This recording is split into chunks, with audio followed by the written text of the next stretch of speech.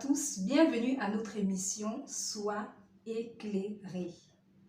Aujourd'hui, nous allons partager avec vous un séminaire de 3 jours sur le thème de ce que Dieu attend du jeune. Nous avons pour texte de base le livre de 1 Jean chapitre 2, du verset 12 à 15. Et ce soir, nous avons pour invité le président fondateur des Églises Shalom du CMPA, l'apôtre Meksan Kokrandà. Bonsoir, chers internautes, et bonsoir, Madame la présentatrice. Permettez-moi de m'acquitter d'un devoir. C'est celui d'abord de remettre toutes choses entre les mains de celui-là qui nous donne le souffle. J'ai parlé de l'Éternel des armées. Je vais prier. Nous te bénissons, Seigneur, pour la grâce que tu nous accordes dans les médias de propager ta parole. Aujourd'hui, jusque dans les confins de la terre, on peut déjà entendre parler de Jésus-Christ. Parce que nous avons les missionnaires, nous avons aussi les médias, et aujourd'hui on a les réseaux sociaux, et nous permettons que dans ta grâce, cette émission touche les jeunes, et même les parents, pour comprendre ce que Dieu attend des jeunes dans l'Église. Et que ton nom soit loué au nom de Jésus-Christ, je vais les prier. Amen.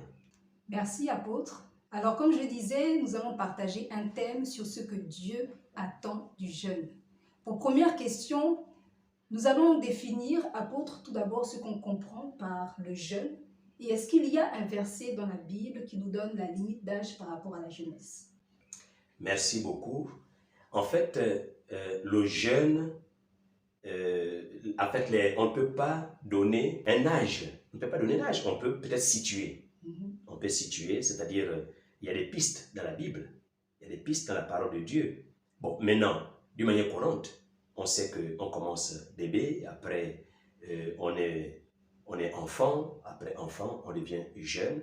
Donc, pour ma part, je pourrais définir la jeunesse entre cette tranche d'âge qui va de 18 ans, disons, jusqu'à 40 ans. Donc, ça, c'est la jeunesse. Et ce qui caractérise le jeune, c'est la force. Sa parure, c'est la force. Et lorsqu'on parle de la force, on parle dans tous les domaines. Le jeune, il est fort dans toutes les dimensions. Quand on parle de l'homme trinitaire, on parle de l'esprit, l'âme et le corps. Le jeune, c'est quelqu'un qui aime étudier, par exemple. Physiquement, le jeune aime faire des exploits. Et vous ne verrez pas dans les Jeux olympiques un gars peut-être de mon âge, de 50 ans, 60 ans, 70 ans. Ce sont les jeunes qui font des prouesses, 18 ans, 20 ans, 25 ans. Vous voyez par exemple dans les matchs de football, ce sont des jeunes qui font des prouesses. On ne voit pas les gens de 70 ans jouer au ballon, ou même quand on atteint cette limite d'âge, le cas de Messi par exemple, le cas de Ronaldo, et ainsi de suite. Quand ils vont atteindre la limite d'âge, comme les autres qui sont passés avant eux, ils vont arrêter. Donc, il y a des choses qu'on fait quand on est jeune. Donc, pour revenir à votre question, nous avons pris le verset de base de 1 Jean chapitre 2, donc à partir du verset 12. Ici, il dit, je vous écris, jeunes gens, parce que vous avez vaincu le malin. Et en bas ici, plus loin, il dit, je vous écris, jeunes gens, parce que vous êtes forts et que la parole de Dieu demeure en vous et que vous avez vaincu le malin. Donc, le jeune, il est fort. Le jeune, même quand il n'a pas encore accepté Jésus-Christ, il est fort. Le jeune, c'est celui qui anime la société. Le jeune, c'est celui-là qui a cette mobilité physique. Le jeune, c'est celui-là qui a cette force intellectuelle.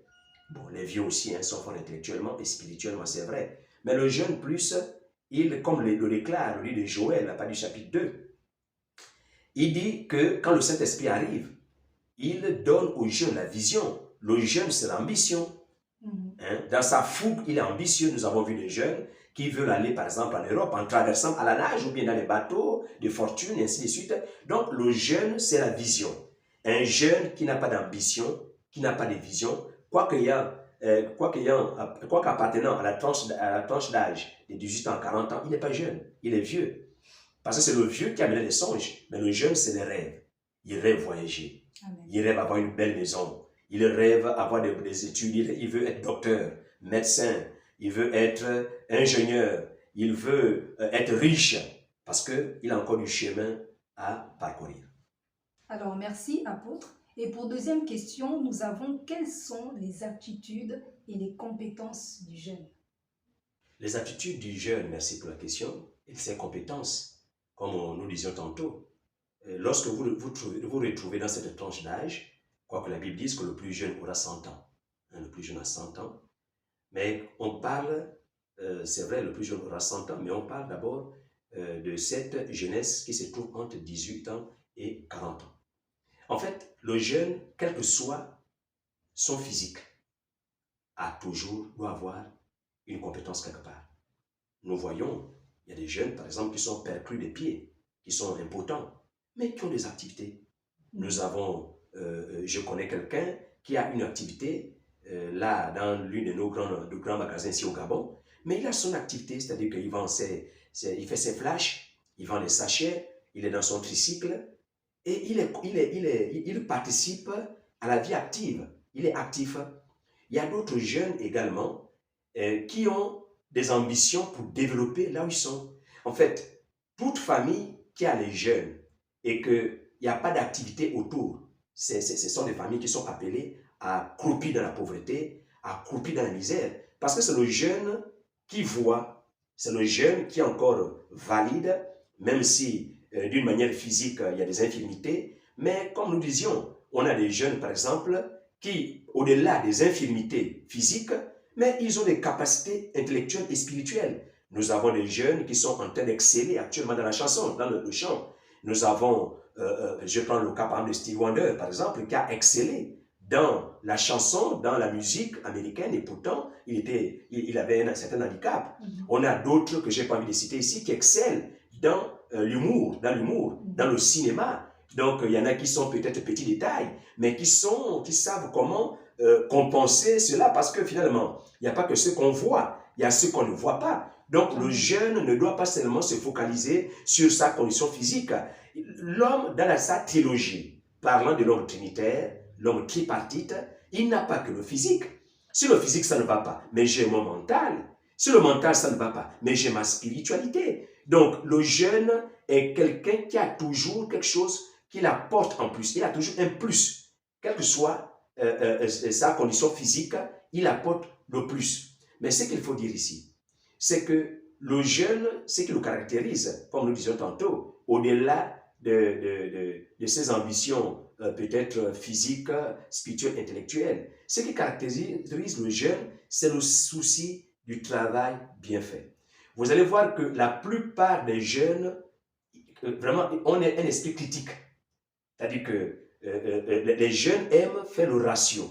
Les jeunes observent, ils analysent, bien qu'ayant une certaine fougue, mais ils veulent voir les choses avancer. Et il faut à un moment libérer les jeunes. Je parle dans le cadre de l'Église. Nous autres, on nous a libérés, nous étions jeunes. Lorsque vous avez une jeunesse dans l'Église et que vous n'arrivez pas à libérer cette jeunesse, vous n'arrivez pas à leur faire confiance, mais c'est très dangereux. Parce que le jeune qu'on méprise là a des compétences que le vieux n'a plus. Le jeune là qu'on est en train de mépriser là a une vision. Il veut simplement l'aval des aînés pour aller plus loin. Il veut simplement un tremplin. Normalement, les jeunes doivent commencer leur travail en s'appuyant sur les anciens que nous sommes. Ils s'appuient sur nous pour aller haut. Nous avons les exemples bibliques. Pendant que nous avons deux camps. Il y a le camp du vieux Moïse et il y a le camp de Josué et les guerriers. Alors, le vieux Moïse était déjà fatigué. Alors, il ne pouvait plus lever les mains. Mais quand les jeunes ont vu cela, Aaron et Our, voyons cela, en voyant que c'est parce que Moïse intercède que Josué gagne sur le terrain, alors qu'est-ce qu'ils ont fait? Aaron et Our sont arrivés, l'autre a tapé cette main. Ici, là, ils ont fait asseoir le vieux sur un caillou et ils ont tenu les mains du vieux. Donc, les jeunes sont là, ce sont nos partenaires. Les jeunes sont là, notre complémentarité. Pour parler comme en mathématiques, la complémentarité. Donc, le vieux est bien à l'église, c'est vrai, mais il faut aussi que les jeunes aient leur place. Et même les enfants. Donc, Dieu est le Dieu à la fois des jeunes, mais aussi à la fois des vieux et des enfants. Dieu fait confiance. Et quand vous voyez dans la parole de Dieu, dans les 100% des gens que Dieu a utilisés, je suis tenté de dire que plus de 50% sont des jeunes. Bien sûr, il appelait Abraham il avait 115 ans, c'est vrai, il appelait d'autres à 40 et ainsi de suite, mais la plupart, c'est les jeunes, nous allons voir. Parce que les jeunes, comme je vous disais, ils ont toujours ces côtés folie-là, mais que les grands n'arrivent pas à maîtriser. Parce qu'il faut canaliser le taux de flux du jeune. Il ne faut pas le rabrouer. Le jeune, on l'oriente, on le canalise malgré sa folie. Dans la folie, il y a des choses. Dans la folie, il y a la délivrance. Dans la folie, il y a la richesse. Dans cette folie-là, en fait, c'est une voix que le jeune donne pour apporter une solution. Il faut écouter les jeunes. Même s'il n'a jamais travaillé, il faut faire confiance aux jeunes. Donc, le jeune a tellement de compétences, à la fois intellectuelles, à la fois spirituelles, matérielles et physiques. Il est talentueux, le jeune est talentueux parce qu'il veut sortir son épingle du jeu. Par conséquent, le jeune a beaucoup d'atouts. Il faut simplement l'accompagner en le comprenant, pas le blâmer, toujours sous discipline, pour nous les pasteurs, mais il faut apprendre, il faut développer une certaine philosophie pour que son énergie soit canalisée dans le sens que le Seigneur veut dans son Église. Alors, merci apôtre. Donc, merci de nous avoir suivis et rendez-vous à notre 2e jour de séminaire. Que Dieu vous bénisse.